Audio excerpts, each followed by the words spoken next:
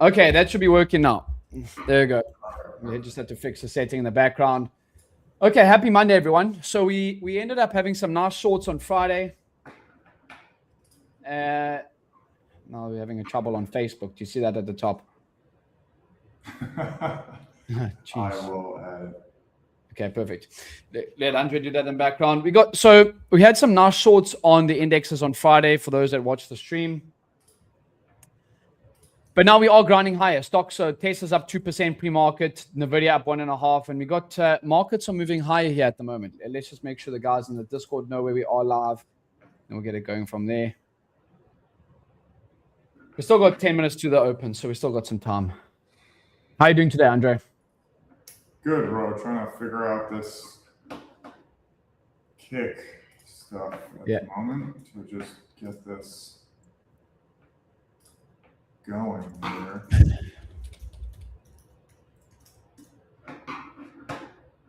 Let's just make sure that, there you go, we got the live, there you go. Okay. Okay.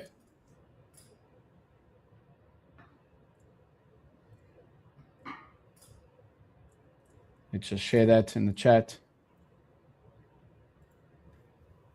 Is the Facebook working or not? I'm doing the kick right now. Sure.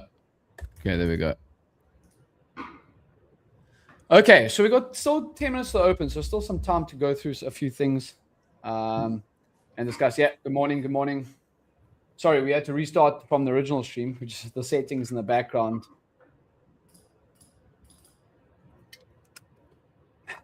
Yep, happy Monday. It's always love it when some technical issues are there, right?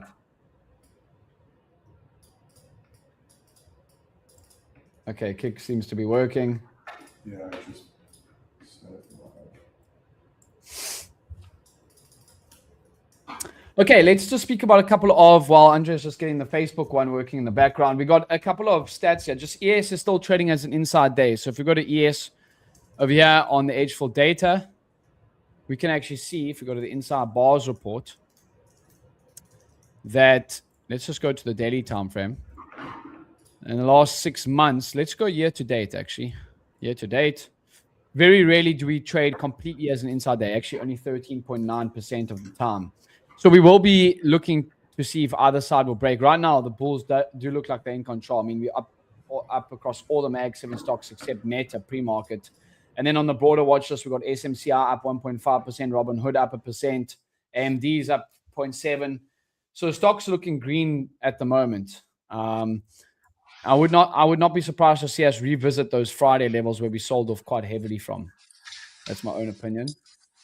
But Can you hear me a little bit better, by the way? Yeah, that sounds a little bit better. It was a little bit echoey, but it sounds better. Yep, Facebook is working. Cool. So we have the local recordings turned on. It's all good. Perfect. Perfect. Okay. So all should be good. Is this better now? Yeah, that's better. Let us know in the chat what you guys are looking at. You guys hear us okay? Yep. Can you hear us all good?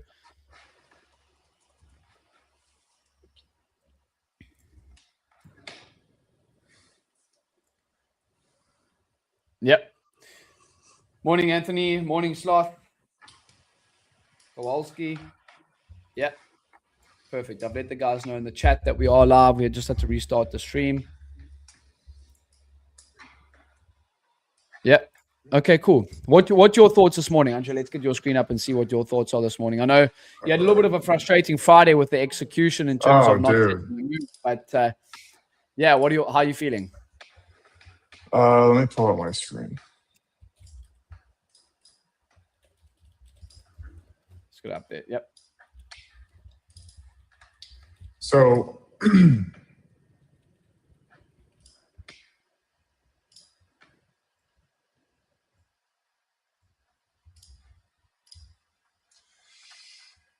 okay. So first thing, obviously, that I noticed is obviously today's Monday. We're inside of yesterday's range, but we're above yesterday's close, above Friday's close, above midnight open.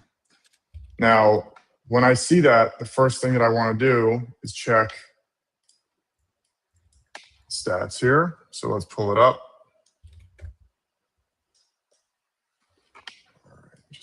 second. Okay, so what I'm doing here is I'm going gap fill by weekday. And in the last, this is on ES, let's go to ES. Wow, actually a pretty big difference between ES and NQ here for gaps up on Monday, which is kind of shocking to be honest. But still, the bias is not for a reversal back down to Friday's close. So 60% of the time in the last 6 months, ES has not filled the gap on a Monday. And then if we go to NQ, it's actually 75% of the time. So it's obviously very important to note when there are certain weekdays that are outliers, and Monday seems to be one of them right now. And also Friday's gaps down seem to be one of them as well, but which actually ended up playing out as well. So I like what James said. I'm pretty bullish bias this morning. I am expecting at least a break of previous day's high because obviously today's going to open within yesterday's range. So I'm expecting a break of up here. Obviously, we need to see like what actually happens with the price action, but I'm expecting something probably like something like that. If you also look at the green and red days by weekday, Mondays are typically quite bullish in at least in the last 2 years, even year to date. Yeah, 70% of Mondays have closed green, which means that wherever with the specific customization that I have set here, we can expect price to close above the open today. That's really what this is saying. Now, what's interesting is this kind of like stands out to me here.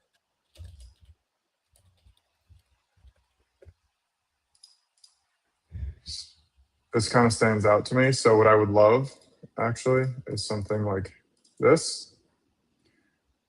But this is on a 15-minute.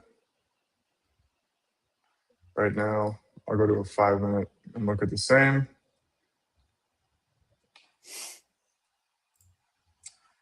I mean, this is a pretty big area, 23 points. But if I go to NQ,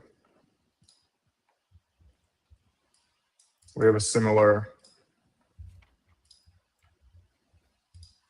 area here for NQ. So going down to a 5-minute. Yeah. I also have a few levels. I still got 830 on ES as very strong support from the last 2 weeks even. 830 on ES. We've been showing a lot of support there. So I think I'd like longs as long as we hold up. Yeah, you can see that 830. 830 level. You see that how we've been rejecting that the whole time. We drop down into it, and then we recover, and that's what we are doing again. Even after that massive sell-off on Friday, where I had a solid trading day on Friday, but we're just recovering that bounce overnight. I mean, we're already almost up 0.6% on the ES and 0.7% on the NASDAQ right now. So we'll see what we get into the open, but stocks are green. Yeah, and we're up almost 1% from Friday's lows too. Yeah, correct. Yeah, exactly. From Friday's lows down at 809, 805 on ES. NQ would be 25, 120. Yeah. So there's some nice potential upwards momentum that I think we could even see fill that Friday's sell-off. So yeah, what's up, Mark? Mondays tend to be strong trend days. Yeah, we can see that from the edgeful data. So yeah, ease into the week. I won't be trading all of this week either. I think I'm going to be watching, the amount of days that I'm trading as well. It's actually a public holiday in South Africa tomorrow. And then next week, if I'm not mistaken, is Christmas. Yeah, 10 days from today. It's pretty awesome. Correct. Yeah. So yeah, we've got to be careful of, I've spoken about the volume in December being a little bit more, less volatile. So keep that in mind as well. Yep.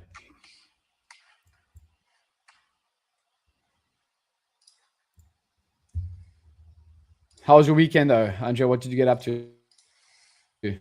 Nothing. I'm happy to be back in Miami, honestly. Happy Nice, to be you're back back. in You're back Florida. home now. Yeah. Yeah. It's nice to travel, but I really hate to honestly be away from work and the routine and everything else. So I'm very happy to be back. Nice. Yeah, I went to Arizona and it was great. It was way colder than I was expecting, to be honest. Oh, really? But it was, dude, it's like kind of freezing there at night. It's like you need a jacket. I didn't realize that Arizona gets that cold. It's like 40 something degrees. And there's the open, by the way. Well, 40 degrees, it's probably close to zero or close to like 3 or 4 or 5 degrees in like what you like in Celsius. Yeah. It's not zero, but it's close. Yeah, that's not warm. That's not warm for sure. Yeah. 32 is zero. Okay, so we're moving down here on the open. I'm not too interested in shorts, I must say, like for now at least. Yeah. There you go. Tesla's popping on the open. We're up 3.3% over there. NVDA up 1.2%.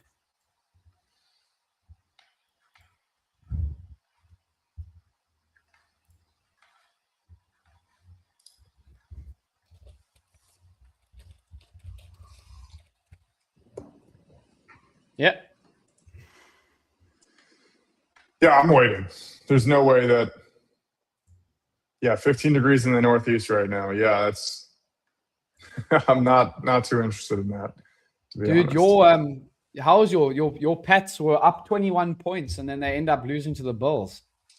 Dude, my Pats. I don't like the Pats. I'm a Giants fan. Are you a Jets fan? I'm a Giants. I don't really follow football, but I'm a Giant. If I was a Giants fan when I was young, when I was a lot younger, and I was a Giants fan when they beat Tom Brady twice. Yes. So I'll take that. Sure. Dude, they're up 21 points and they end up losing to the Bills. That's crazy. Yeah, I used to follow football a lot closer. I don't really follow it nearly as closely anymore. I do. You know what? Did we talk about Lando Norris? No, not yet. We didn't? Oh my God, dude. Did you watch that? Oh, of course. Also, what a joke, honestly, that Yuki with that move. He's like, yeah, leave me to it. I know what I'm doing. And like totally botched that defense. Yeah, but you can see, I don't know what he's doing in the Red Bull, to be honest, but. Yeah, I don't know. But yeah, pretty disappointing that Lando ended up winning that. Yeah, for you guys.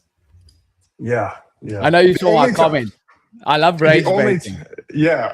The only time I wanted George Russell to do well was the time that he absolutely was nowhere to be found. Yeah. Russell and Leclerc were the only two that could have actually done something. And of course, both of them were like, I mean, Leclerc was in it, but not enough.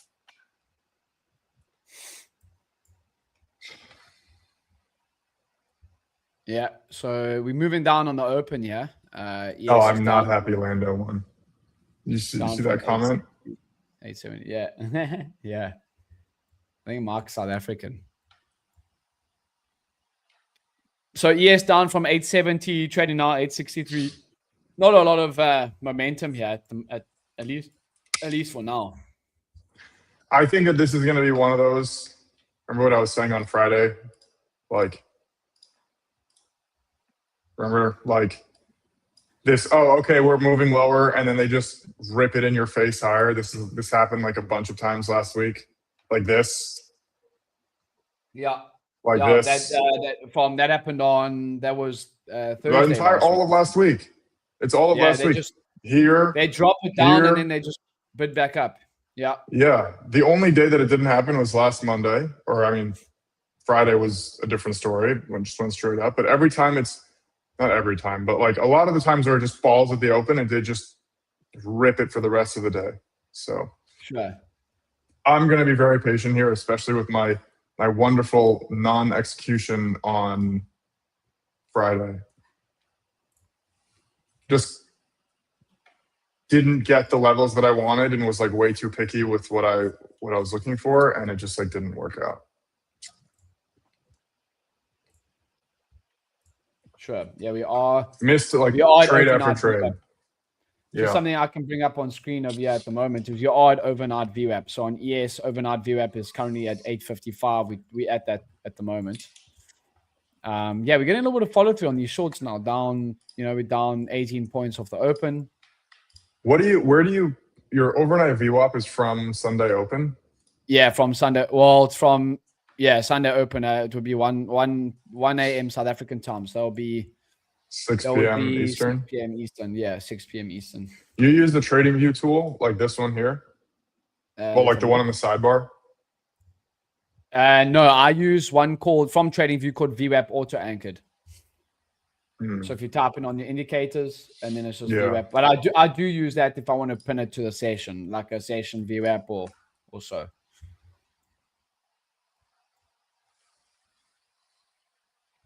Interesting. We flipped now on Apple, Google, Amazon, Microsoft, and Meta. Only Tesla and NVDA are green right now.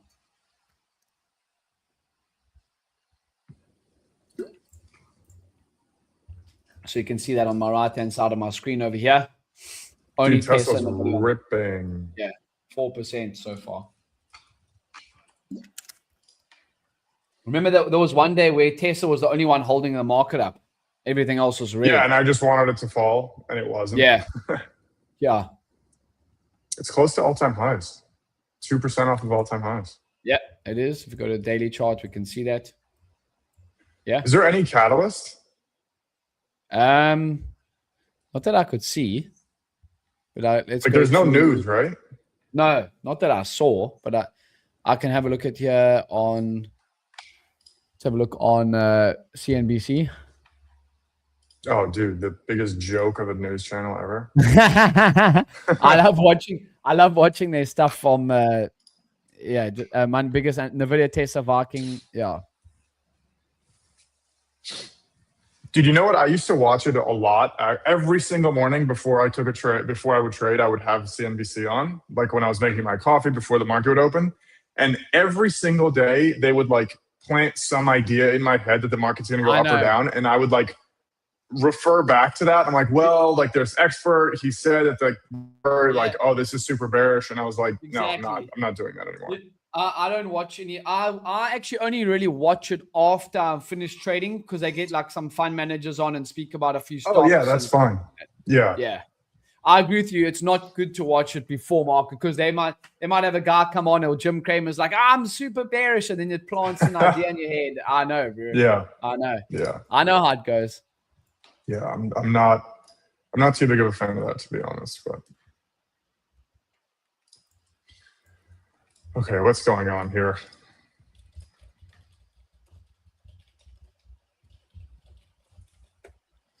Let's have a look. Case is still ripping, so let's go to your screen as well. Yeah, VWAP to VWAP trade off. We still, look at ES. ES bouncing now at this overnight VWAP. So let's see how we hold up. I usually like waiting for the first 50 minutes to play out. I think something that I can improve on this week is just waiting more patiently on my trades, which I did quite well on Friday.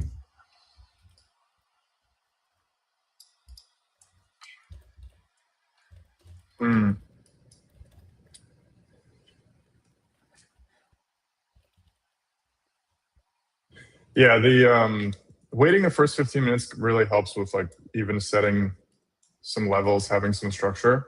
Correct. But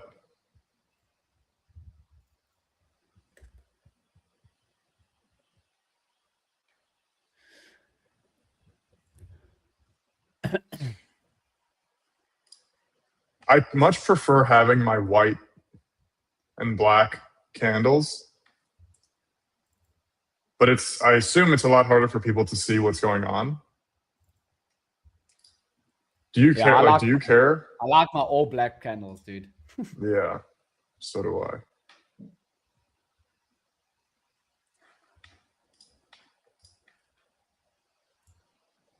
I. Create 1 and 5 minute opening range for levels. Yep.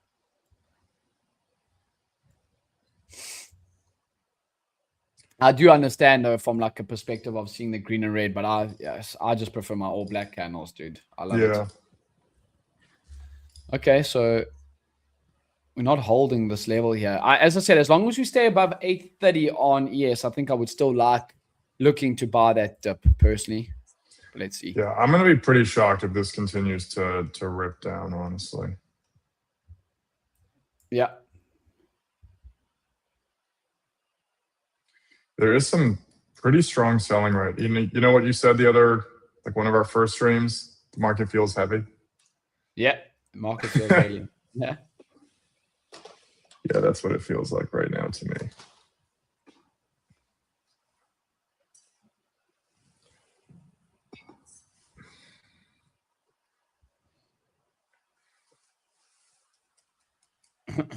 There we go. We're still holding up, yeah.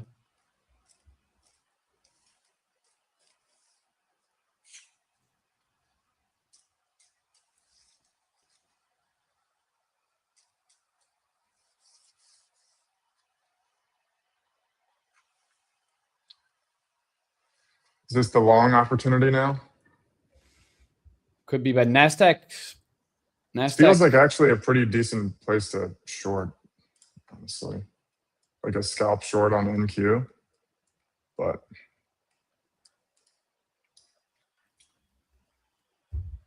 as long as we're above PP bullish, is PP the pivot point, I'm assuming? Yeah, pivot point. Yeah.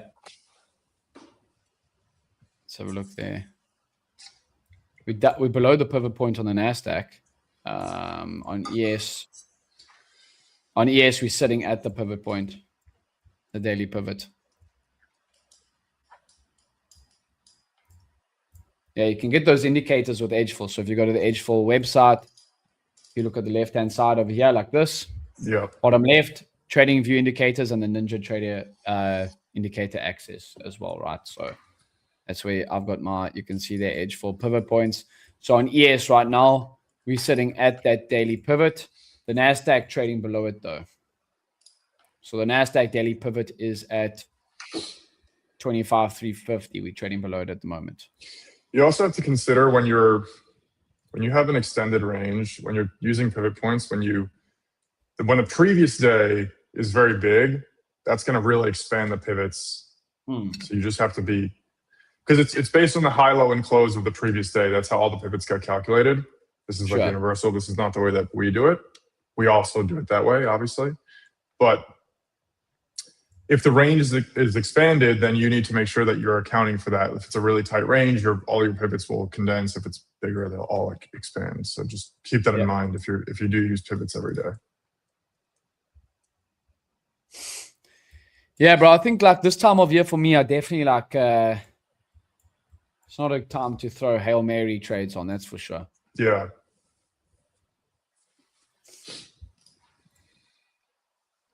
I've already shown. So for those that are watching also for the first time, if I go through to the edgeful, let's just go to volume trends. I just want to show you this interesting stat with NVIDIA.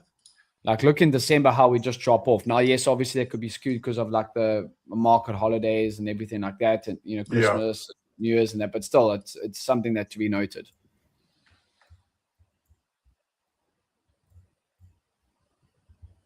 So if we get to that 830 level, are you going to look for longs? Yeah, as long as we stay above that. As long as we stay above that 830 level, because that's where we've been rejecting off for the last 2 weeks. It's been a very, very strong support zone. But we'll see. If nothing's setting up, then I'm okay with just sitting on my hands as well.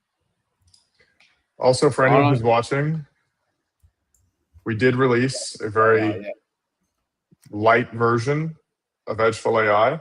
It's in your sidebar. It's part of everyone's plan. So if you have edgeful, you have edgeful AI. You can ask it questions about edgeful reports. It doesn't have any calculations yet. It can't do any calculations, but it can answer questions about the reports. It can answer questions about the different setups that we have, like what your morning routine should be like. And we have some pre-built questions here, just because I know a lot of people don't really know where to start. But this one will tell you what types of questions it can answer. So just click on this, and then I'll just click on it, send the question, give it a second to load. It is So the difference between what we have and what you would see on like ChatGPT or Claude or anything else is the reason it feels like it's taking longer is because ChatGPT, Claude, Perplexity, they write out the question as like you can see it being written out. For us, like it's like an additional thing. Like it's not additional cost, but like it's just like an additional complexity that like we don't need right now. So we pretty much wait until the whole answer is displayed, and then as you can see, it just like appears. So if it feels like it's taking longer, that's going to be why. But there are like with that question, you can get like sample questions. You can get like specifically what it can't answer and stuff like that. So I just wanted to show you guys like we are going to be adding to this. Like we didn't even really like do a lot of marketing around this because it's more of a simple tool and it's not really going to be like anything like it doesn't have access to our data. It doesn't have access to anything yet. So we're working on that now, obviously, but I just wanted to highlight that. Yeah. So we've set the first 50 minutes opening range high and low. Opening range high is up at 72 on ES and down at 49. So we have a 22-point opening range.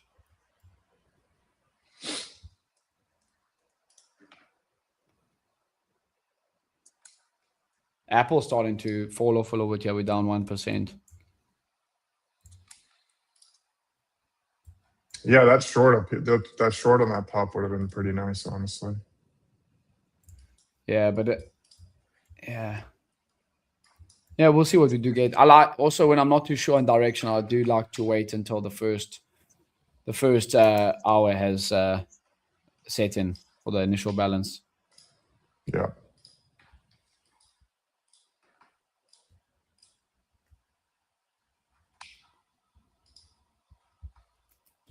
There we go. So we're popping a little bit to the downside on the NASDAQ.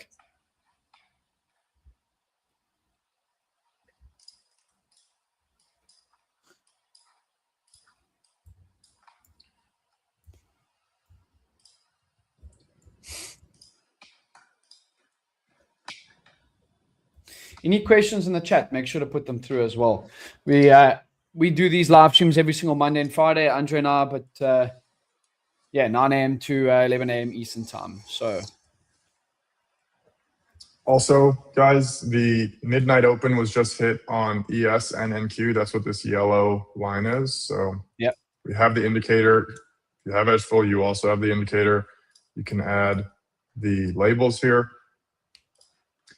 So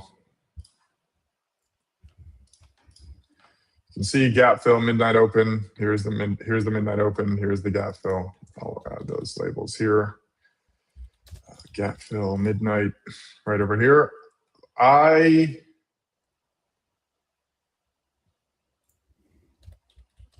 Dude, I don't know. This looks like kind of bearish for a Monday morning, honestly.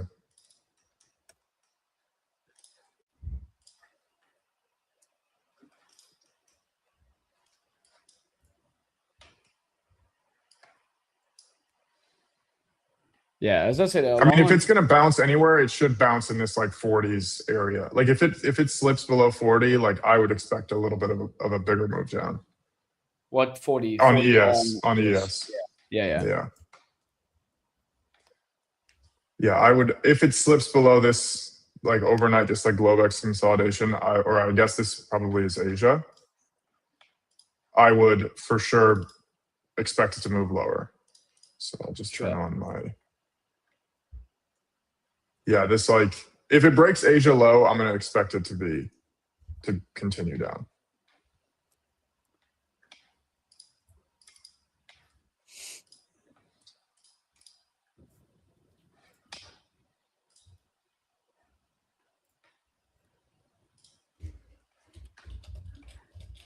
Yeah, I'm not liking too much on price action at the moment.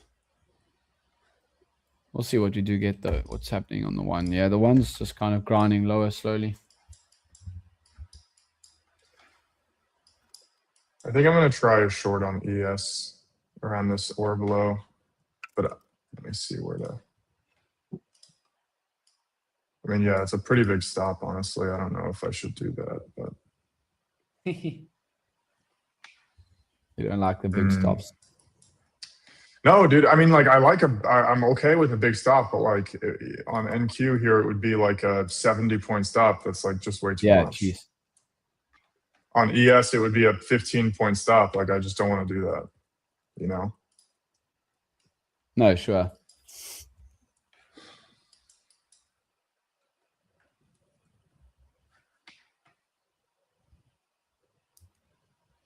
Yeah, we're still holding the 40s on ES. Yeah.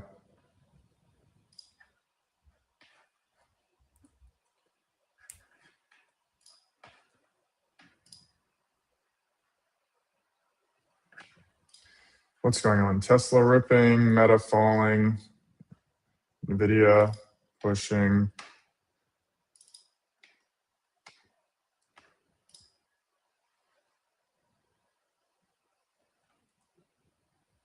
I mean, is this a better spot to potentially look for longs possibly, yeah.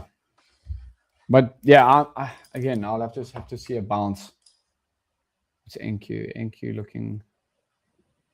NQ look like, yeah, we are sitting a daily view app as well. So the thing is, ES is like way weaker than NQ right now. Like ES is way weaker than NQ. So this, I don't know. I just think that like this area has to hold pretty much. Like if this area doesn't hold on ES, like I think it's gonna flush. Yeah. But you have the 30s, which is a higher time frame level, but I have this consolidation here up until like 41. Sure. We don't have data today, right? Shorter perspective, right?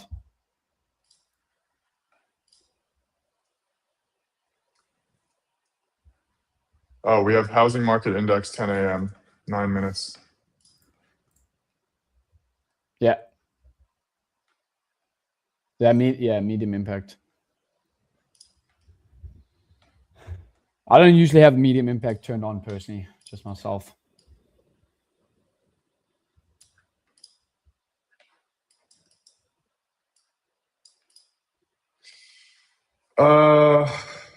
Yeah, this is not. The thing is, like, if I'm targeting this gap fill, then it's just not like it doesn't usually happen, and that's where I'm a little bit hesitant to take a short right now. And by the way, I'm talking about a scalp. I'm not talking about like holding for a continuation, but yeah. Yeah, there you go. We're flashing a little bit. Mm-hmm. So I think that if it doesn't hold this 41, like this is, the gap is going to fill. Yeah, Anthony, that 40 is his ES price. So currently we're sitting at 842, 841 on ES. So if you look at Andre's screen, that's what we're talking about. So we do have that medium impact news in 8 minutes. So let's put that on, apply filter. Yeah, that I need an entry, dude. I should have entered before at the orb low.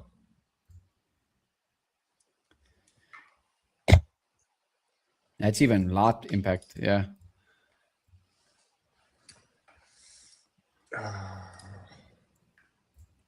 What's NQ doing? You would enter short here, right? Like more of like a momentum play. Yeah, but you'd have to go with a wider stop. I just can't. I cannot enter on a move down. Like I can't enter now. Like I should have entered when I.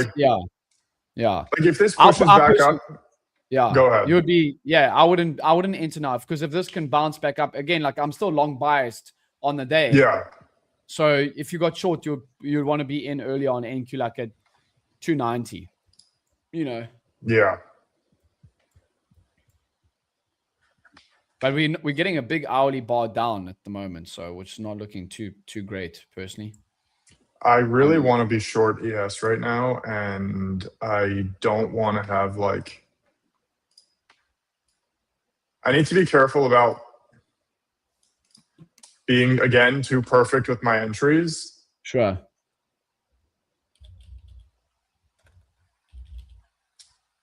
Yeah, I don't know. Yeah, that gamma, the gamma exposure keeps going negative. Just join. What's the reason for the downside bias? What's your reason for the downside bias, Andre? The price action. I don't have a downside. The data is telling me no downside bias. Yeah. But the price action is like we have higher highs and higher lows, like literally the most perfect staircase down, like literally the most typical, like it just, the price action is telling me that. None of the data shows bearish bias. Yeah. Like this is a perfect staircase. So I don't know. I don't really have one, to be honest.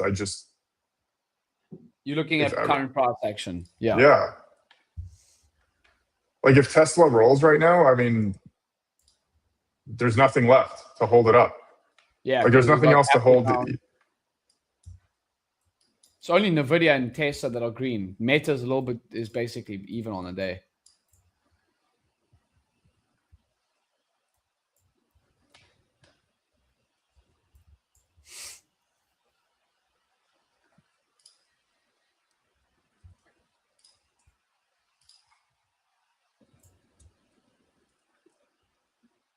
YM's also coming down.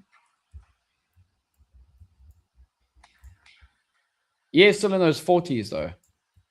See what I'm saying? Yeah. Like we have seen this happen quite a bit recently where it just now, like this is the bottom and now a little rip. Yes. We break the opening range low. And then like if you look at, let's go last week Thursday. Let me just show you what I'm talking about. Yeah, pull up your screen. Yeah, look at this. So last week Thursday, we have exactly what we got now. We got this drop at the open, and then that becomes a low of the day, and we end up ripping higher. And we're actually sitting, funny enough, exactly at that level, which was 840 on the dot. Yeah, but obviously, dude, I don't know, man. This looks like pretty. I would definitely not say buyers are in control here. That's for sure.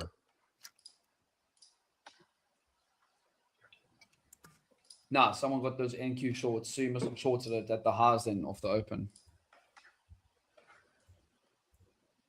Yeah, we're down 160 points since the open, so that makes sense.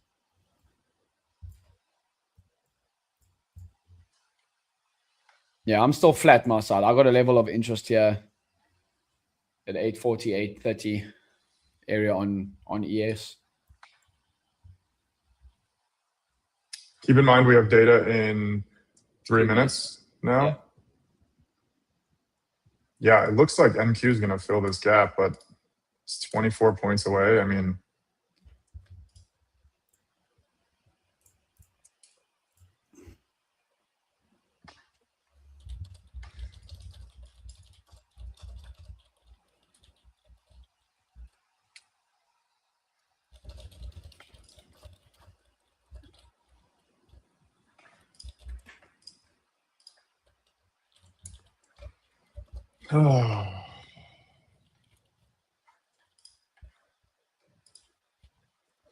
I think that we're going to get a visit to your 30s on ES, to be honest.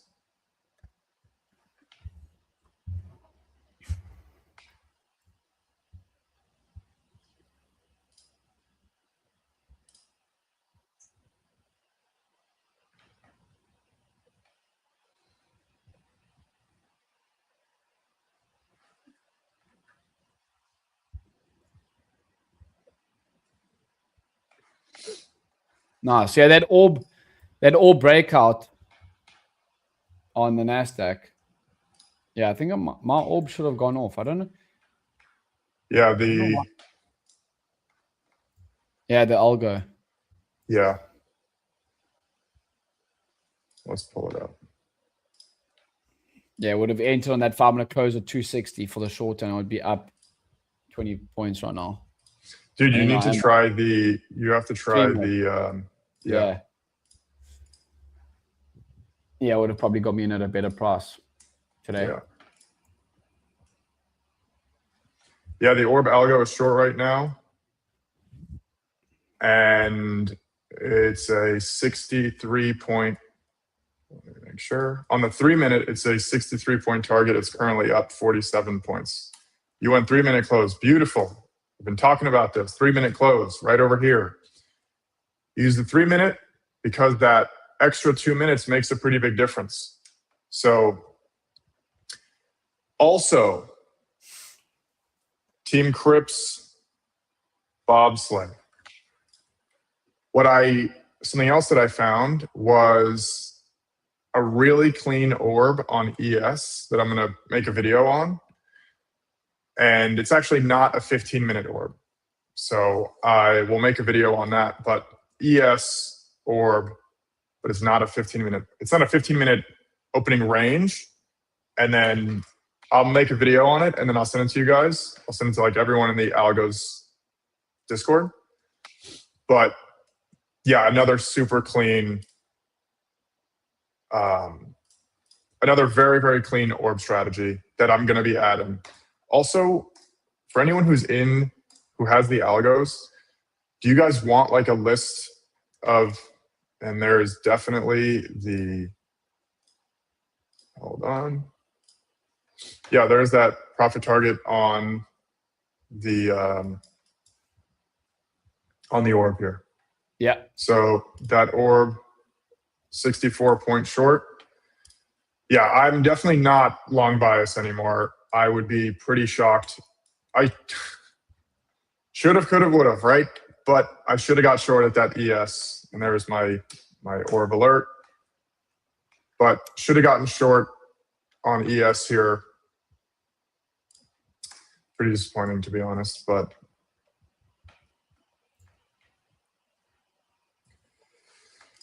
it's okay. My algo went off. My discretionary trades, I'm flat, but my algo I think is a winner today. it was a tougher short today, personally, I think, from a discretionary trading perspective. The 1 minute looked pretty clean, in my opinion. Now, I'm going to remove these zones that I have because price just totally negated them. But this area where I was saying to get short, but my stop was too big. I don't want a 12-point stop on ES, but this was the very good short. The issue, my issue, one of the reasons I didn't take it was literally all the data points bullish.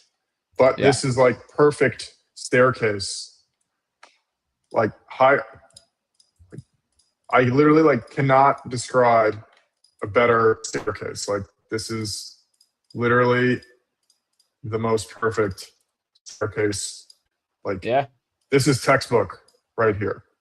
These are textbook. Stop at opening range high maybe. Yeah. Let's see. We're only 30 minutes into the open, so yeah. So I see a comment here. We swept Tokyo lows, now reverse. Let's see, actually.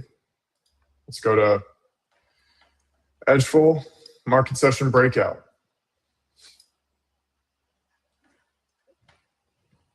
Let's look at Asia and New York. So let's actually...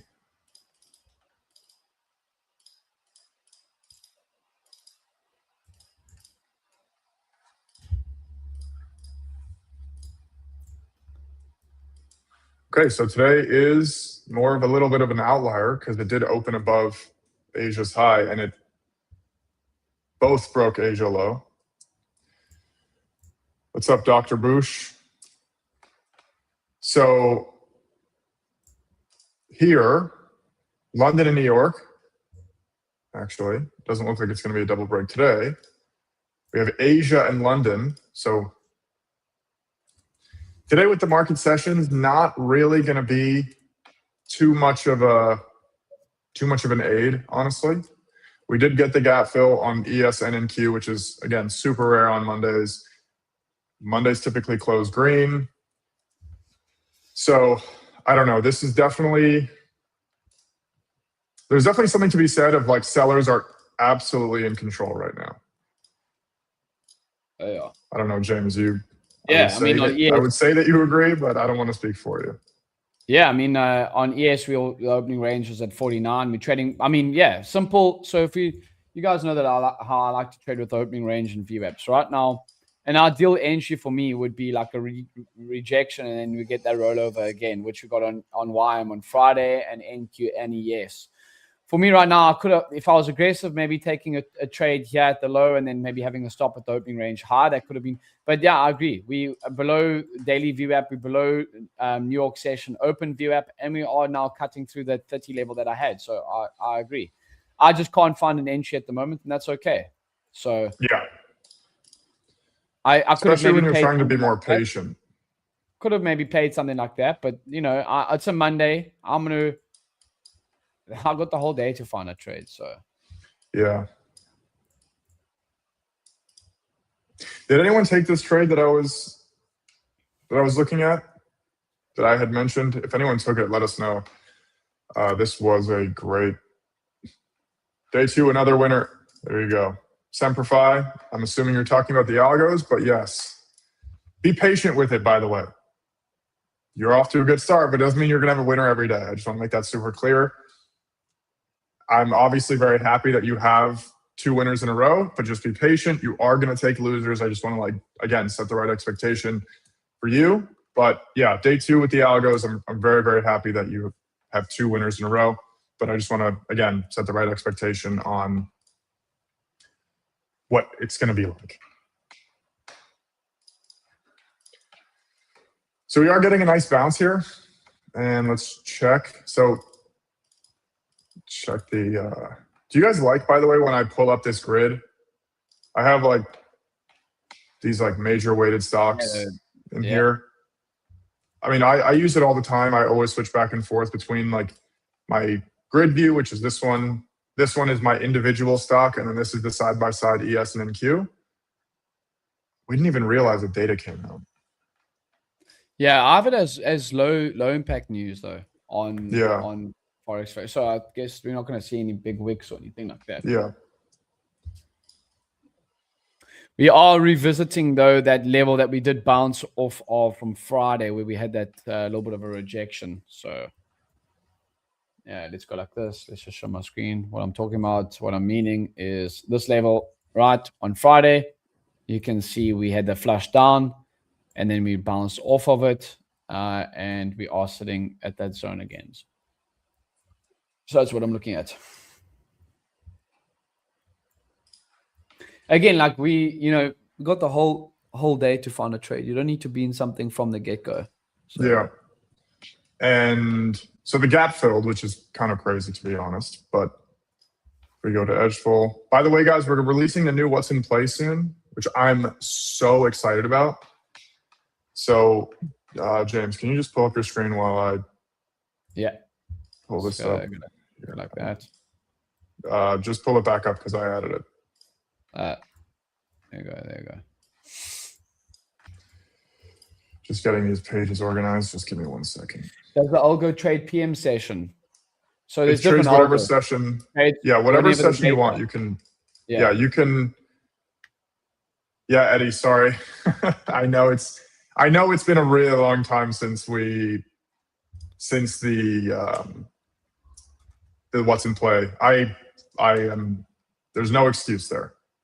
There's just been so much that we've had to do with the new algos and then the algo automation. And then we wanted the limit orders. So many people are asking for limit orders with the algo, which by the way, the limit orders work really well. We have a lot of scary disclaimers on there, but the limit orders work really well, especially if you guys are concerned about slippage. It will fill you at the specific price. The only risk is obviously you might not get that. If you use a market order, you're not going to get the price. You're not going to get an exact price. If you use a limit order, the only risk is that price never hits your entry. For example, if you use the 5-minute candle close, what happens is sometimes there's data that gets released at 10 or at 9:40, or actually, at 10. And then if price flushes into your favor, you're not going to get filled, which is the only risk really of using the limit orders, because if you don't get filled, then obviously you're not going to take the trade. But let me just pull up the What's in Play. Yep. Just give me 1 second.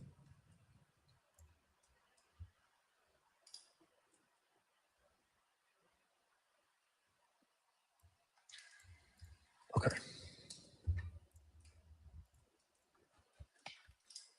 By the way, it could be, I'll pull up my screen again. Yeah. Not really doing too much on the charts. I wouldn't say this is a good short opportunity because I personally don't love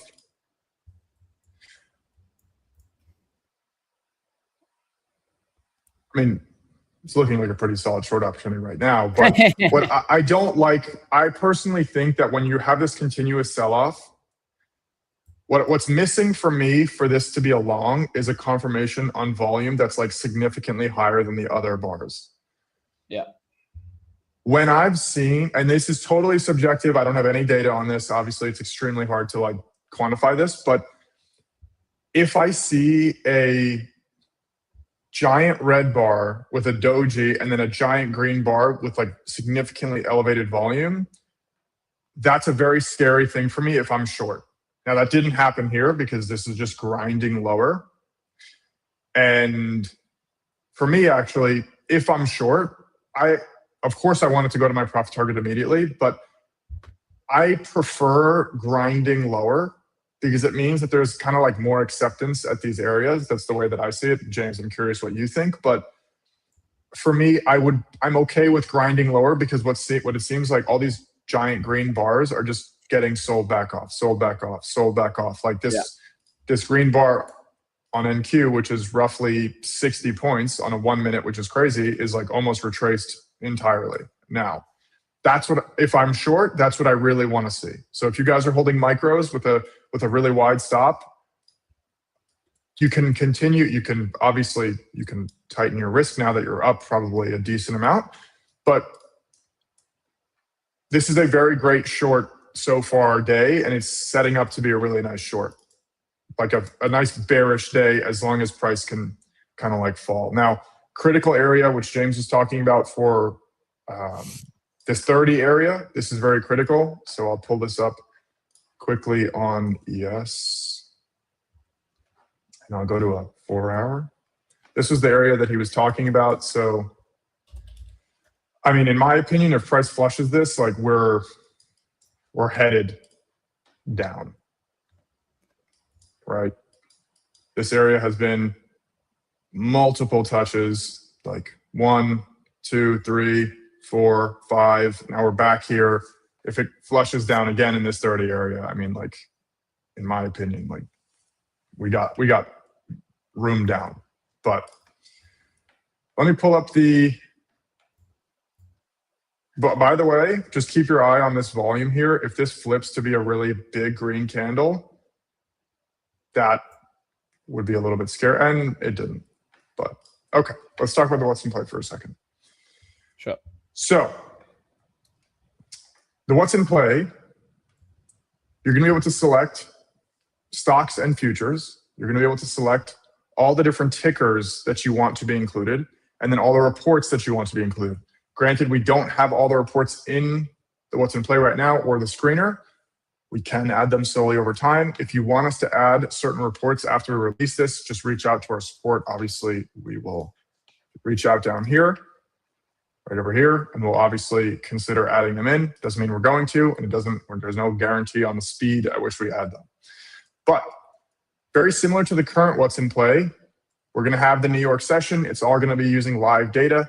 And what's really nice, which I personally think is gonna be the biggest upgrade, is that we're actually gonna give you the percentages from the report based on what's forming today. So, for example, today, you would have a gap fill by size, a gap fill by weekday, a standard gap fill. And then you'll be able to go through and actually check which reports you want in here to appear across as many tickers as you want. So you wanna look at Tesla. If you trade options as well, or if you trade just futures, you can look at ES and NQ or YM or whatever else. But pretty much it's going to give you the individual reports that are setting up and what their probabilities are, what the data is showing with a long or short bias and the target. So for example, in this case, this is obviously just a design, but in this case, we have Tesla gap fill. There's a gap up and only 58% of those gaps up have filled, which this is a short bias with, and your target would be whatever, $500. You're going to be able to open this up and view the details. So all the details that we see in the current what's in play are not going away. So if I add the gap fill here on NQ, you can see, make this bigger. You can still see all the details, right? These details are still going to be in the what's in play, just hidden because there's a lot of information. We don't want to just display the information unless you want to see it. So you can always open and close these cards just to have that more information. You're also going to get the actual data itself, like the historical data over here. So you'll be able to switch from the chart to the table. Where is the design? Where is that design?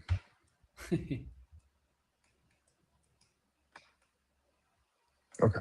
I'm not sure where that design is at the moment, but here's what it'll look like pre-market. Obviously, there's nothing that's going to be in here. When the market opens, it'll tell you everything that's in play versus not, because, for example, if price is like hovering around like above or below the gap fill, we don't want it to say like gap up, gap down, gap up, gap down, like over and over again. We're going to wait until 9:30 and then it'll give you the confirmation. But wow, what a sell-off here. Pretty wild. Yeah. I'm pretty shocked, not gonna lie, but yeah, I'm so flat. So yesterday I was catching the sells. This for me, like this grind down is like maybe like a smaller type of play for me, where I'm in maybe with smaller risk personally. Yeah, the issue is like, how do you enter now? I wouldn't be able to enter now. Yeah, even with your CFDs, right? No. Even with my CFDs, that would be a big, because I mean, you expect a little bit of a pullback at some point before. So maybe ideally what you would be looking for is something like this, right? So this is ES. So maybe something like this, a reclaim of that 40 area and then back down. But let's just see how price reacts here. You know, we are still sitting at Friday's lows is back down at 805. So we're still got a way to go down towards there. But, you know, let's just, the more patient I am in my trading, the more I'm rewarded in terms of, like, I don't want to be in trades that is going to eat up my mental capital. You know, I don't want to be in a trade down here looking to short, and then I experience an hour to 2 hours of drawdown before it ends up going in my favor. Like those are painful trades. Yeah. So I'm not going to lie, I am pretty shocked based on what the data has shown for today. Very bearish price action. I mean, keep in mind, we are in December. There's a lot of holidays. There's a lot of market holidays. Volume is going to be lower overall, but I am surprised at how the bears are pretty in control so far today. And I have my Friday low on NQ looks a lot more reasonable right now, but yeah, for anyone who took that orb short, for anyone who has the algos, really nice trade today. 62 points, roughly 64 points, I think. I haven't taken any discretionary trades. I did obviously take that algo trade, which was great, but yeah, this is a really nice sell-off so far. James, yours didn't go off, did it? Dude, I don't know why, but last week Monday it also didn't go off. So I'll have to double check. It was 0.5. Just check your max orb size because it was slightly over 0.5, so it might be that. Let's have a look. Jeez, dude, I got so many layouts. Let's have a look here. While I get this, let me get your screen up. Let me find it. Yeah. Just check your max orb size because that might be one of the reasons why. Unless you have Monday shorts off. Let's have a look here.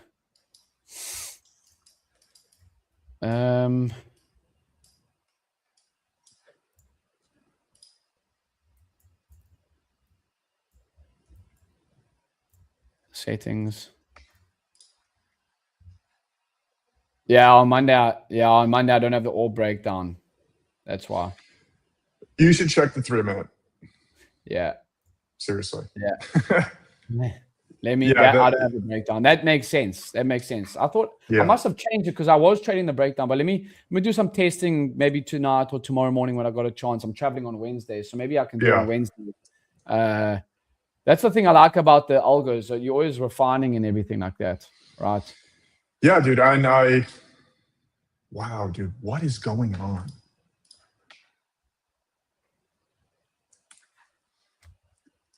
Yeah, and we got the IB, the opening candle, everything else forming in 10 minutes, actually.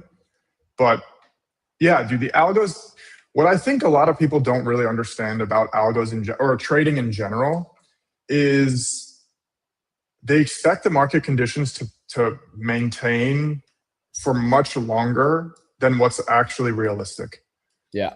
Like, for people who expect something that they did 2 years ago to work today, I mean, like, a version of it will, but if you're just systematically trading the exact same thing that you did 2 years ago today, like, I mean, and I say it genuinely, but like, good luck. Like, I'm not saying it sarcastically, I'm saying genuinely, like, good luck. Yeah, because just imagine, even when you backtest a strategy, when you backtest a strategy for 2 years or 3 years, what you're saying is, I'm expecting this strategy to trade the exact same way every single day for 3 years, and I want to see what their performance is over that 3-year period. That means that over the course of 3 years, you don't change your position. I mean, maybe you change your, depending on the backtest, but like, you don't change your targets, you don't change your stop loss, you don't change how you enter over a course of a 3-year period. And that, when you backtest that far back, that's literally what you're saying is, if I trade this strategy the exact same way for 3 years straight, how would it have performed? Like, there is not a hedge fund on this planet that has, like, just think about this for a second. Imagine a hedge fund. They have a strategy. January 1, 2020, or whatever, it doesn't really, the dates don't matter, but January 1, 2020, they start a strategy. And imagine, they don't touch the strategy, they don't do any refinement for 3 years.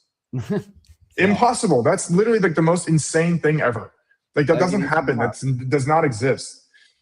So when you backtest over a 3-year period, that is exactly what you're actually saying. You're saying, I want to trade this exact same strategy over 3 years and not change anything about it.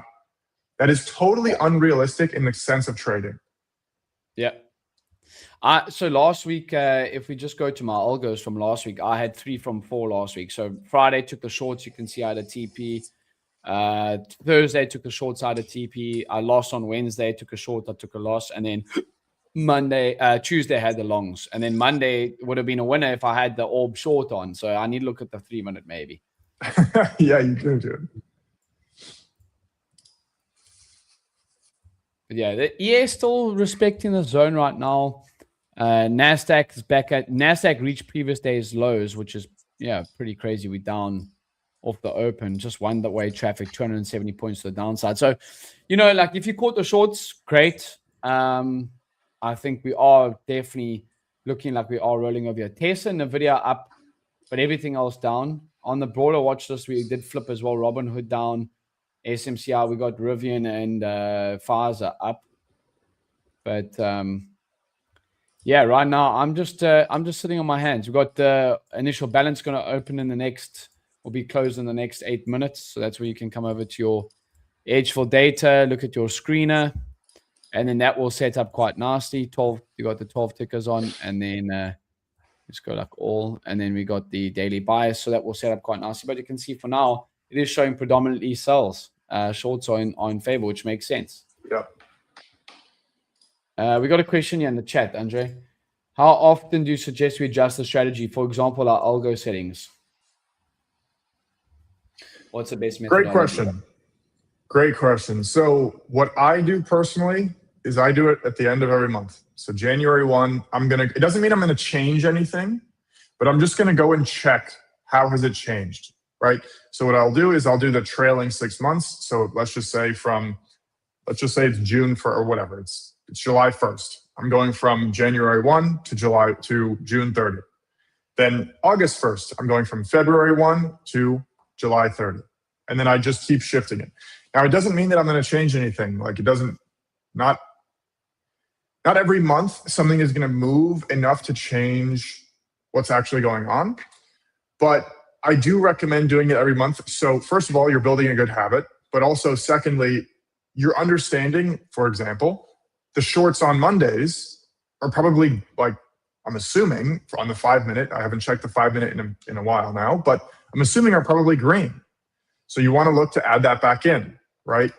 So understanding how the weekdays change is really important. And now we're getting another new low of day on ES and NQ. NQ just broke Friday's low, which is absolutely nuts.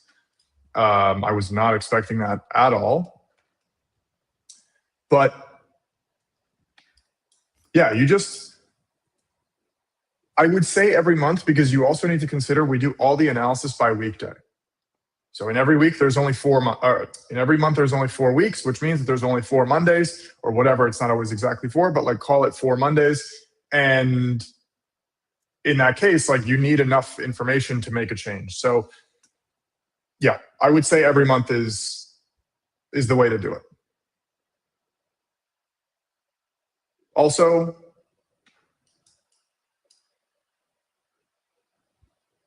never mind. I was going to say, so starting to see some good progress with my algos. Friday with my IB algo, NQ went for 240 points. That's awesome. Jeez. So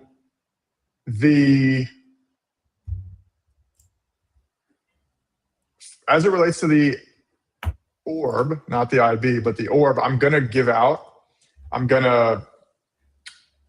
make a new video on a different kind of orb, but on ES. Typically the 15-minute orb works better on NQ.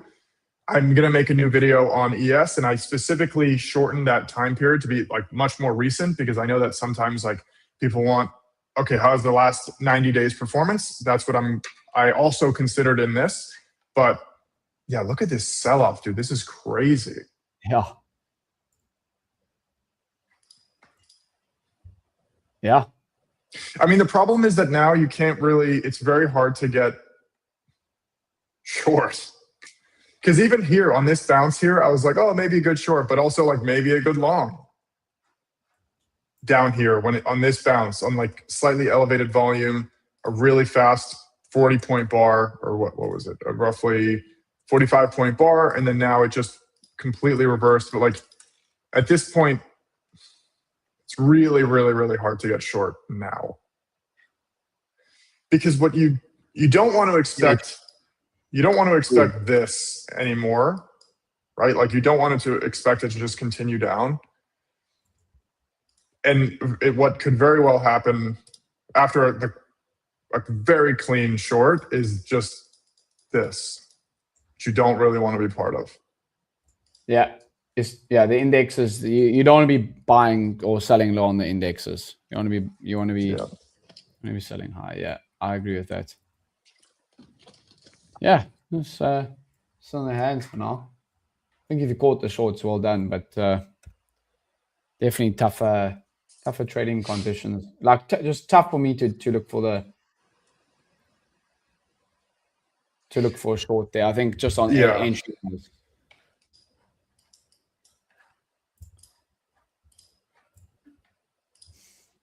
Yeah. I mean, I can't even look for a long right now.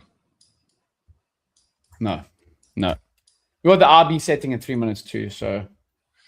Yeah, that gives us another set of levels. It gives us another set of targets. It gives us another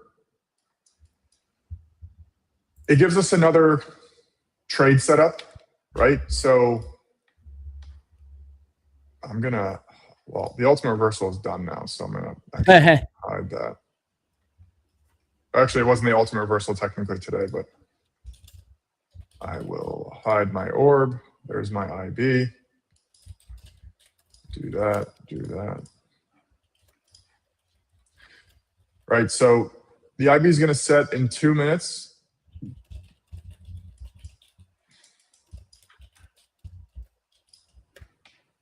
There is something else that I want to show you guys. IB by levels.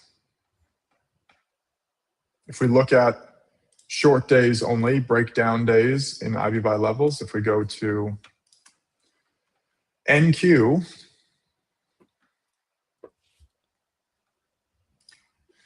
what you're going to see is that the tail of this is a lot bigger. Like the downside moves are really big, right? It will, in the last 6 months, it has touched the -4.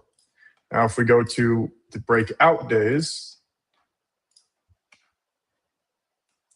there's not really that much continuation to the top side as it relates to the IB.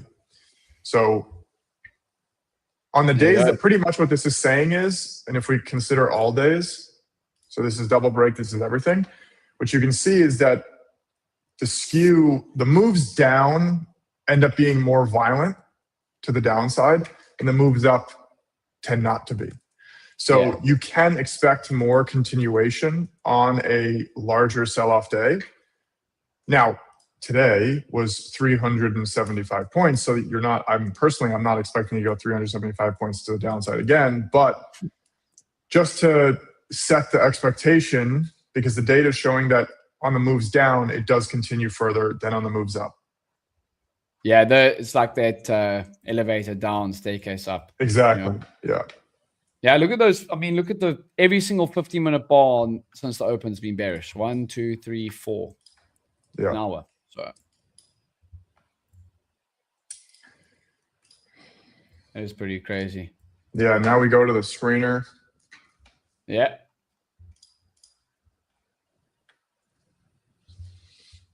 So we have this will take a second to load. It just takes the first minute to load.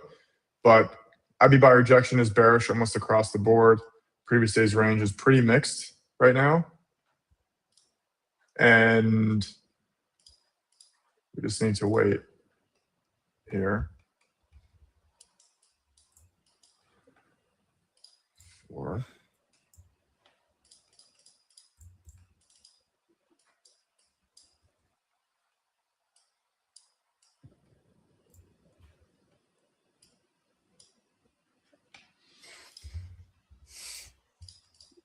Yeah, Meta now also started to flip. Meta was the other one that was staying bullish, green on the day. But NVIDIA and Tesla still green from overnight, but not looking super bullish at the moment. NVIDIA is trading at opening range low, and Tesla is still under. It was back underneath New York session view app now at the moment too.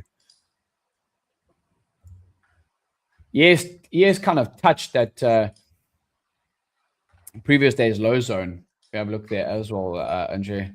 Look at that. Almost pinned it and now rejecting off of it.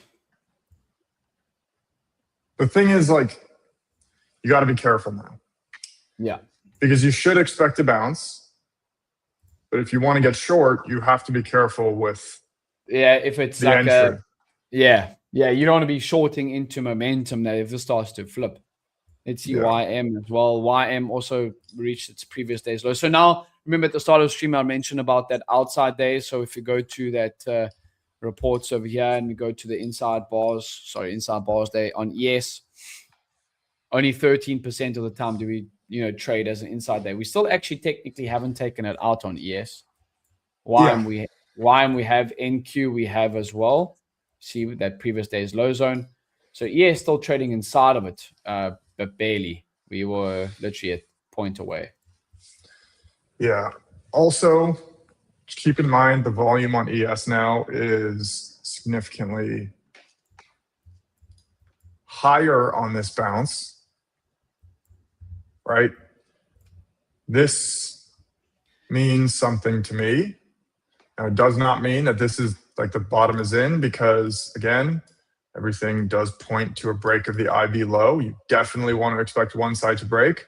Doesn't mean it's going to be does not mean it's going to be the bottom side, but right now I would not be surprised. So we have not, so just so everyone understands how the IB buy retracement works, we have not broken out of the IB yet. So these retracement levels are not in play right now. Yeah, they're only valid after it breaks out, because that determines, for the most part, the direction of the break on the day.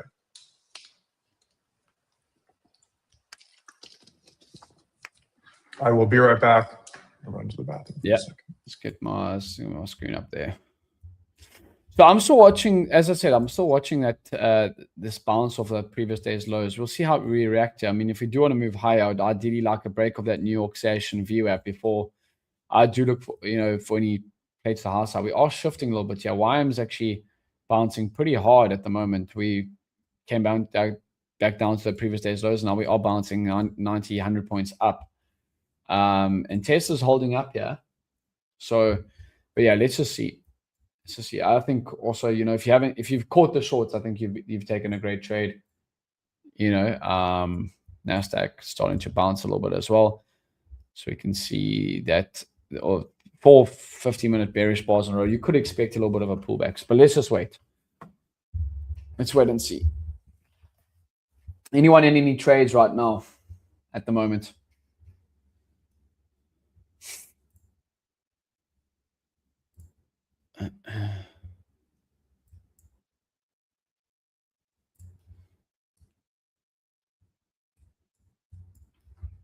I wouldn't want to get short here, as mentioned. Like now we're in a bullish 50-minute bar. I would rather like to short back up at that level there and see if we can roll over. Yeah, the longs make sense. Trading back towards the mean. On NQ, yeah, short to the previous day's low. Nice one. Great stuff. Great work. See, on these longs, I would like something like this where we break the New York session, we uphold the level, and then look to continue higher and then get my entry there. I just went to go make coffee. Yeah, nice. You don't drink coffee, huh? I saw a clip of you. I didn't. I do drink a little bit now. I need to start drinking more. Dude, I have 6 double espressos a day. Jeez, dude. Yeah.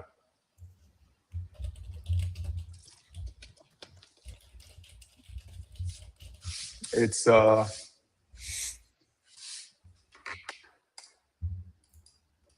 don't really I think I have there's some gene that people have where they metabolize caffeine very quickly or very effectively, and I think that I probably have that. Sure. Yeah, I need to I probably do need to drink more coffee. That's probably not a bad thing. Okay, so look at that. See, but any bid right now is just getting absorbed at the moment. But I was. Are you interested in a short here? No, if I shorted, yeah, personally, and I lose, I'd be like, man, I should have just shorted higher. Earlier on, I should have just jumped in earlier on. So, no, not at the moment.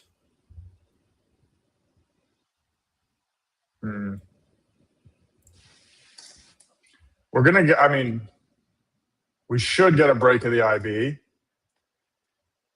What's interesting though is that these. Let's go, yeah. The structure is very clean today, which is interesting. So, this is clean.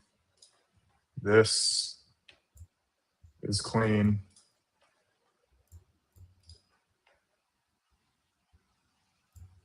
I would say something like this.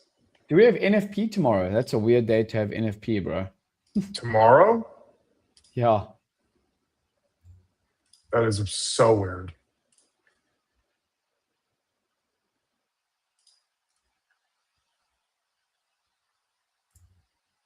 Yeah, I just got an alert for it. That's coming tomorrow. Yeah, Tuesday. Yeah, NFP, non-farm employment change. NFP. Yeah.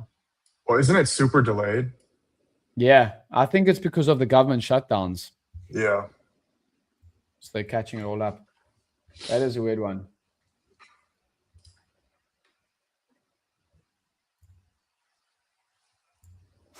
NFP on a Tuesday, dude.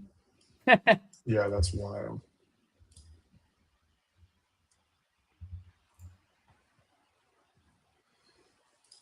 Yeah, I mean, these levels are pretty.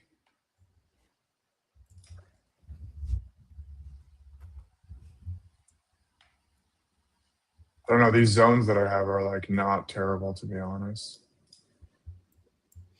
Yeah, yes. Yeah, I mean, we are trading lower right now, but it's not like we're smelting like we were on Friday. We're only down 0.13% on ES. I guess obviously the overnight move was pretty big. That must be said, though. With NFP and CPI in 1 week, it will be a wild price action for sure. Yeah, we do have CPI on Thursday. That is crazy. Are you thinking about longs here? Not at the moment. I would like something like this. Personally, for me, I see my better longs where we do have a sell-off. I see where we take like a level and New York session view up, we hold, and then we move higher like that. If I buy it down here, I'll be trying to bottom fish, you know? Yeah. So no, not for me right now. I'm okay with sitting on hands until, particularly as I mentioned, like I've spoken quite a few times about this on stream, is that December volume can, it can be a little bit more trickier to trade. Oh, for sure. Let me go trade currencies right now. What was that? Shorting USD CAD? And dude, what the hell, bro? I don't know. I think he made a genuine mistake, but like, that's funny. Like, yeah, shorting USD CAD, and then he says the CAD Canadian is bad. I'm like, dude, like,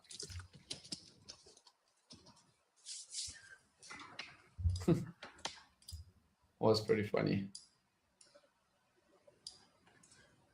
I really like this. I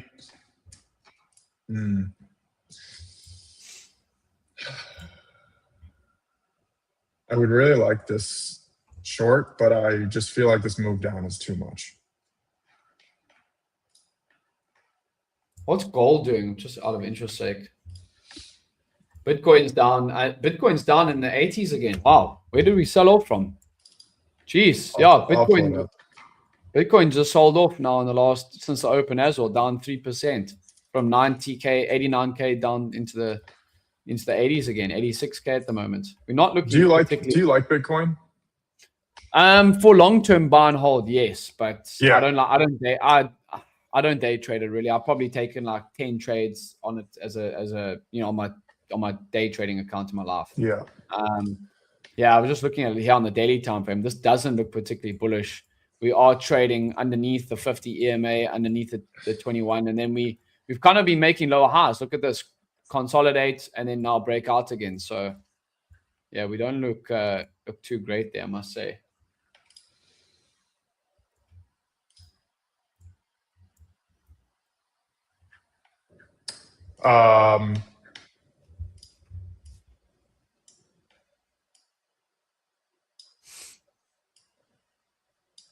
Is it worth it? Is it worth it?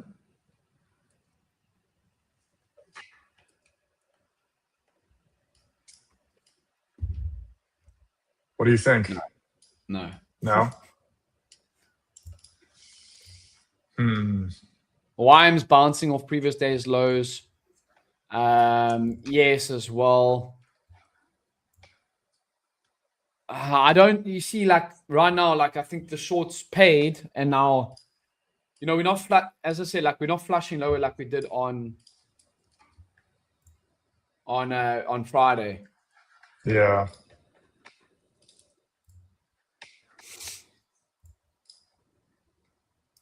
Nice. There we go. Look at that.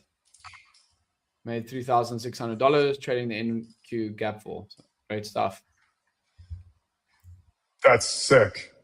Yeah. Yeah, that gap fill trade on NQ was like flawless today. Just straight down, like no stress.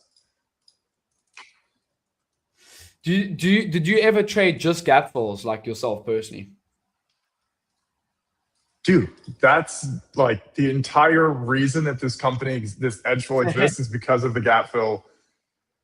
Because of the gap, like when I never understood how people knew whether to be long or short bias at the open. Sure. And when I found out about this concept of like, oh, price retraces to the previous day's close. Like this, everyone talks about gap fill. Literally everyone. Yeah. I was like, okay, let's look into it because it gives me a bias and a target, right? Like I can be short bias targeting previous day's close. I can be long bias targeting previous day's close. And when I kept researching, everyone was like, oh yeah, all the gaps fill, which like nothing happens 100% of the time, obviously. But course, yeah. So I was like, okay, like let me find some stats on it. Couldn't find really any stats on it. So I literally downloaded raw price data for like a bunch of different stocks and then built the gap fill report inside of Excel. Sure. And I saw that like whatever it ended up being at the time, it was like 75% or like 68% or whatever. I was like, wow, I can actually use this. And now I could filter by weekdays. I can filter by sizes. And now I started doing it for everything else. Like like an ATR report. I built like the green and red days by weekday report. Like I have it in an Excel file. The gap fill report, I have it in an Excel file. The gap fill by size, gap fill by weekday, like I have them all in an Excel file. And then, first of all, buying the raw data was like super expensive. Like it ended up being, it was $60 to download the intraday data practically every month so I can update the reports that I had. So there was that. And then I was like, is there not a company that does this? And there was not. And that's literally why edgeful exists, is because of the gap fill report. Sure. That's wild. Literally, dude, I'm not even joking. That's literally the reason that this company exists. Yeah, because there was no one else providing that, right? Yeah. So we are moving higher. So this is what I'm just to have a look at ES at the moment. So we have, as mentioned, filled the gap. So this is what I would like for like a long, André, is a break like of that level. Maybe we pull back into it and then we don't create a new low, and then I look for longs targeting back up. That's what I would like. I mean, Tesla's holding up here. We're up 4% on Tesla. We actually just that's probably why we are getting some follow through. But stocks are starting to turn a little bit green here again. So I would be careful of looking for short continuation trades. That's just my thought process at the moment. Give me a sec. Oh yeah. Yeah. Give me a sec. This green bar with the elevated volume is I mean, it's not always going to be this clean. It's not always going to be perfect like this. But when there is a continuation move to the downside, and there is a giant green bar with significantly elevated volume, you can use that as some sort of consolidation or like some sort of relative low or some sort of like recent low for it move higher. Like, and that would be like obviously counter trend. The thing is, I was thinking about this one. This is like a much cleaner, like the candles here are a lot cleaner, but the volume wasn't elevated enough on this candle, whereas on this one, it was a lot higher. Now, keep in mind, we're on a 1 minute chart here, but I don't know what the 5 minutes is going to look like, but it doesn't really matter. It translates to like any bars. But again, you can see significantly elevated volume, the second highest volume bar of any, obviously besides the open.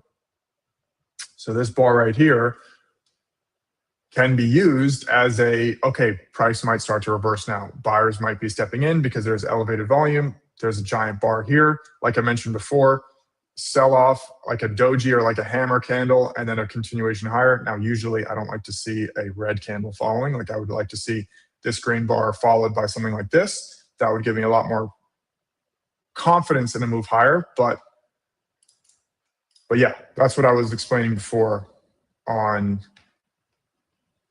the volume.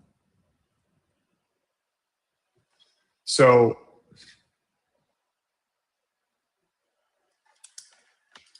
the screener now is showing 61% bearish. Opening candle continuation. The only thing that is green is Tesla and Broadcom. The IB, most of them have not broken out yet, but IB by rejection, everything bearish except Tesla. Previous day's range. So this requires a break of previous day's high or low, right over here. So not everything is broken out yet. but we can see overall very bearish sentiment so far. Now, again, that does not mean that you just get short and you close your eyes, but it is something to obviously pay attention to. But we're just sitting here waiting for kind of price action to tell us what to do. But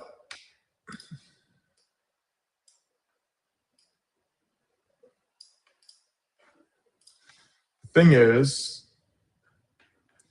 NVIDIA, Meta, Tesla, all making highs, right? These are obviously going to drag the market up, but yeah, I don't know about shorts here, to be honest. I also don't really know about longs in this area either. Like, no, I'm flat at the moment. I don't think. Yeah, it's. Yeah, I'm gonna get my coffee now. Yeah, but this midpoint of the IB is actually a very interesting spot. Ironically, it ended up being the midpoint of the IB, but it is this little consolidation. It's like the first like somewhat consolidation. But if we can do something like this, I would be interested to get long here. But the IB should absolutely break today. It's just about, is it the high or the low? But I'm gonna get my coffee over here. Sure, let me. So just something what I was showing from the opening range and using VWAP. So this blue line over here is the New York session VWAP, and this black line is the daily VWAP, the overnight VWAP. So what I would like to look for is ideally, typically I would be short biased. I missed the shorts of the open, and you would be looking for continuation plays back down. But I am wary that we are bouncing off of this level. Tesla's moving higher, Meta's back in the green. So maybe something where we get a small pullback and we look for longs, like that would be ideal. Yeah, good stuff, guys. Getting those longs off that. That's pretty neat. Some guys caught the longs off the low there. Yeah, it's pretty good.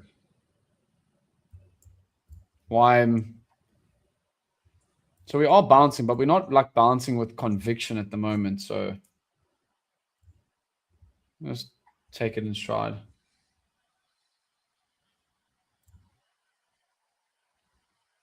I'd rather be out the trade wishing I was in a trade wishing I was out. Yeah, until it's Friday and you leave like I don't know how much on the table, like I had done.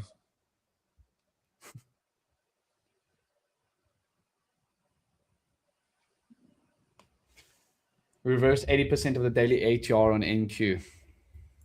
Yeah? Or let's go to NQ. NQ, we moved down from the open over 350 points. Now, literally that bounce has been back up 140. So the volume definitely is picking up a little bit. That's for sure.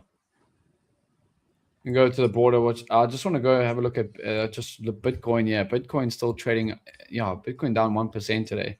Gold. And also, yeah, I was going to say, I know Austin uses ADR, right? Does he still use that? Not as much anymore. I personally like looking at it, but no, Austin, we used to use it quite a bit in our trading. Like at least when I first, I still have a look at it though in my trades. Yeah. Because I like to use it for like stop sizes and stuff like that. I know some guys use it for stop size placement and everything like that.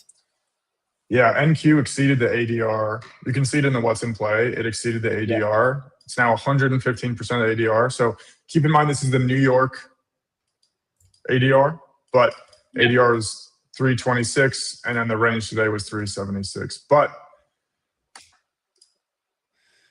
is this? Let me just see something.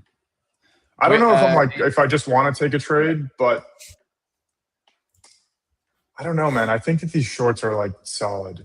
Yeah, ADR. Yeah, I personally used to find, so like when I used to trade a lot of currencies, we used to use ADR quite often because currencies don't move as much as stocks. But when like ADR was exceeded, I wouldn't look to take any trades after that.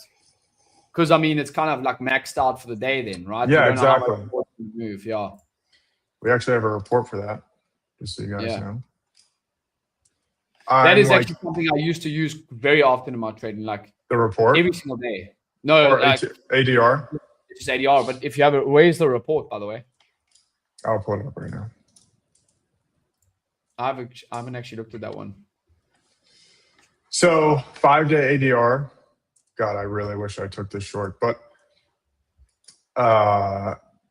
price will only exceed, and this is in the New York session, but price only on NQ only exceeds the ADR 46% of the time, right? So it's kind of a 50-50 whether it's going to exceed or not.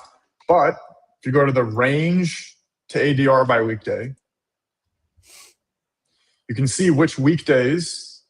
So let's just say that the ADR is 100. Let's pretend it doesn't move for a second so we can just make the example.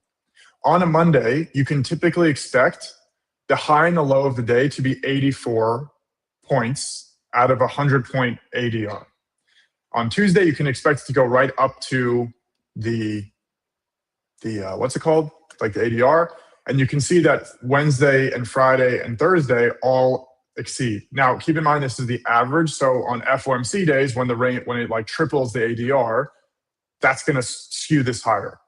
Sure. And then after that, the extension report, the sub-report by extension, what this does is it takes only the days that exceeded the ADR, and it tells you what is the average after it's exceeded the ADR. So I literally just made the video on this, but a new video on it actually. But so if the ADR is 100 and it exceeds the ADR to like 101, you can expect 40% further. So you can expect the range, if it's exceeded, on average to be 140. The high and low of the day, on the days that it exceeds, you can expect it to be 140 points total.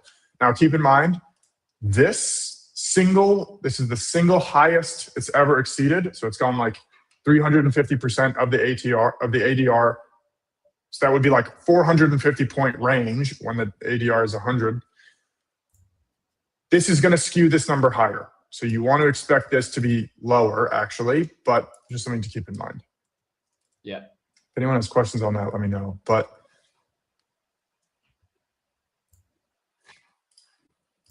yeah, I'm still flat here, bro. Dude, I'm going to feel like such an idiot if I take this short, but like, I see it like now. If I lose on this short, I'm going to be really upset, but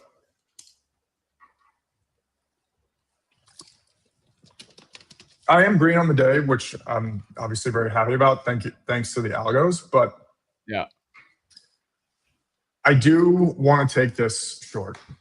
Yeah, NVIDIA chart come up, but we're trading now underneath New York session open VWAP. So I wouldn't be surprised to see it start to, yeah, if we just have a look at what I'm looking at, look how NVIDIA is still trading underneath the VWAPs. Very rangy though.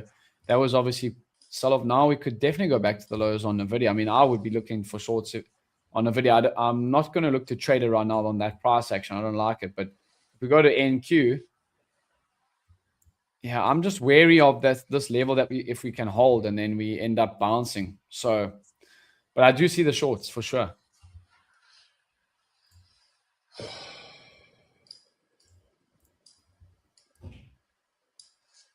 What do you think about something like this on ES?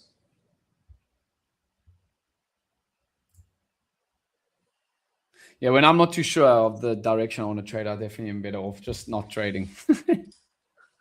Yeah, but dude, the bias says short. The screener, the bias is short. The IB is going to break, almost guaranteed. It would be wild if it breaks the high side, dude. It would be wild if it breaks the high side, which is what I'm saying. Now we're on ES, we're 17 points from the low. I don't know, man. I think it's kind of solid. Yeah, I don't know.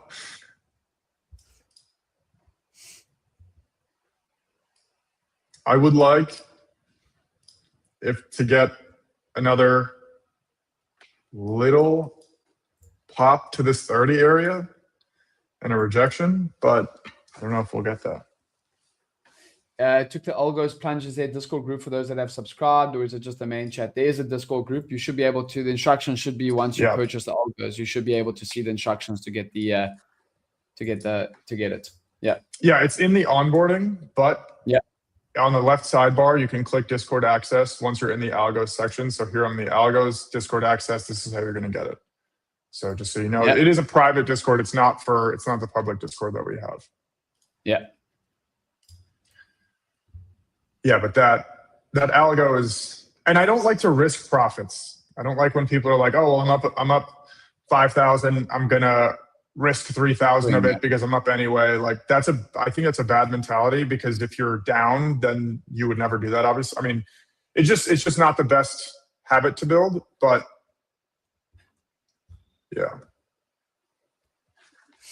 yeah, we got a couple more minutes here until we'll call it. But I'm flat for now. I'm just wary of that of this zone that we are bouncing off of. So can you go over the trade that Algo took? Yeah. André, if you want to. I'll pull it up. So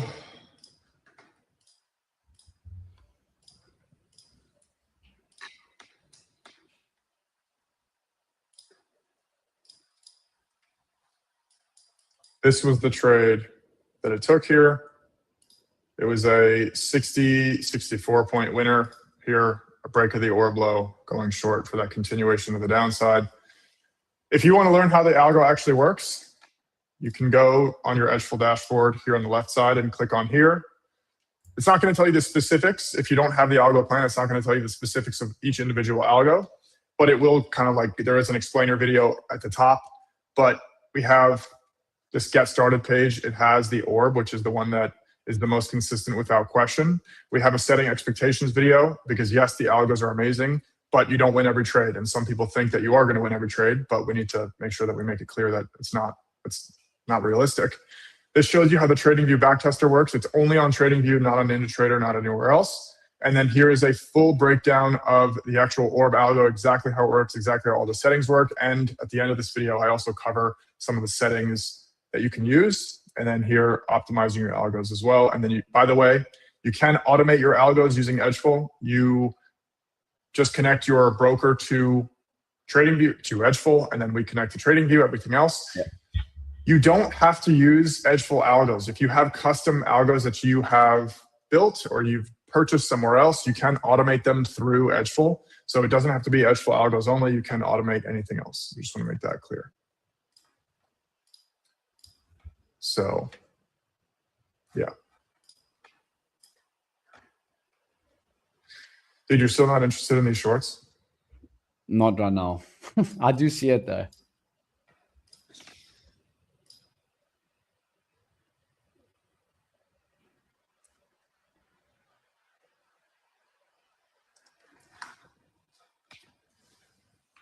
Oh, yeah.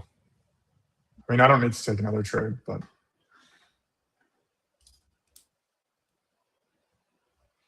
Yeah, no, I agree, dude. I mean, right now I'm just I'm in between. So I missed the original shorts, which was obviously just an easier entry that just ended up working. So I'll probably just stay flat at least for now. Again, I've been like bit so many times in the last 2 weeks where you try a short and then you get it just rallies back up. Yeah.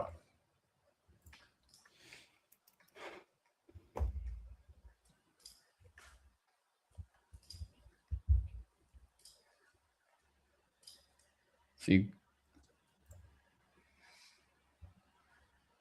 yeah, NVDA is still trading inside its opening range. So, and again, like we spoke about the ADR being maxed out too. So maybe that's also maybe a good thing just to stay away from, at least for now. Yeah, I think I'm just gonna close my broker and just not. Yeah, it's probably the better thing to do, dude. When I find myself like long short, I'm best not trading. Yeah.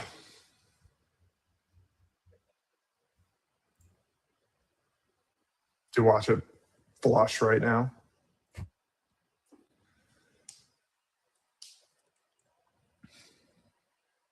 Yeah, this is a little bit more. This price action that we've had in the last 30 minutes is kind of more what I was expecting of this Monday, not this like giant, like super clean sell-off. Yeah.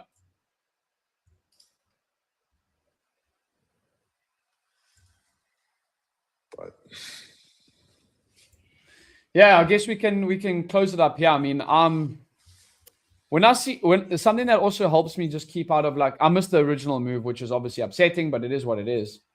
But when you get, like, when I see NVIDIA, and this is why I like looking at the stocks, particularly NVIDIA and Tesla. Obviously Tesla is trading nasty, but when I see this crap on NVIDIA, dude, I don't know which way it's going to break. It could pop to the high side, it could come back down, and obviously we know NVIDIA is going to move the market, bro. So if NVIDIA starts to fall off, it's obviously very easy to for the Nasdaq to continue selling off too. But like right now, we could easily just pop to the highs here, and then the video starts rallying, and then I'm caught selling near the low of day on ES. Yeah. So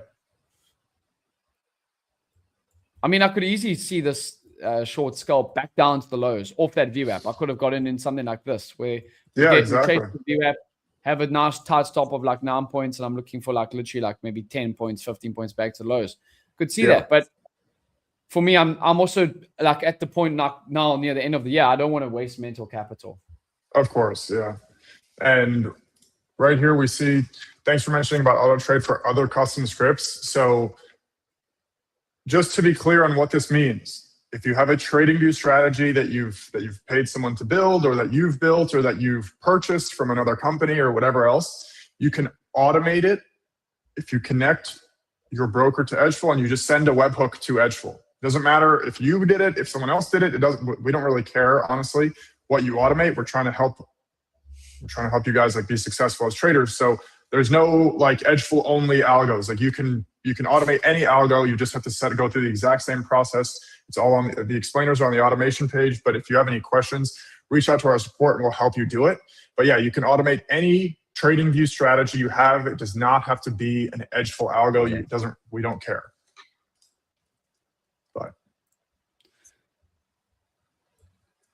But yeah.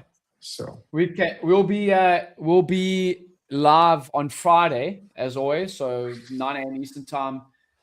No trades my side from a discretional point at the moment. I missed the original shorts and now I'm just sitting flat. I know André James. Dude, are you going to change that orb algo or not? I'm going to change it, bro, because it's missed 2 winners in a row now, both Mondays. But yeah, we'll be live. Let's do this. We'll be live Friday again. I'll be in the Edgeful Discord as always, rest of the week, Monday through Friday, and then I got my pre-market streams at 8 a.m. Eastern time. So have a good rest of the Monday, and we'll see you guys in the Discord tomorrow. Yep. Perfect. Have a good one, guys. Have a good one, guys. See you Friday. Cheers.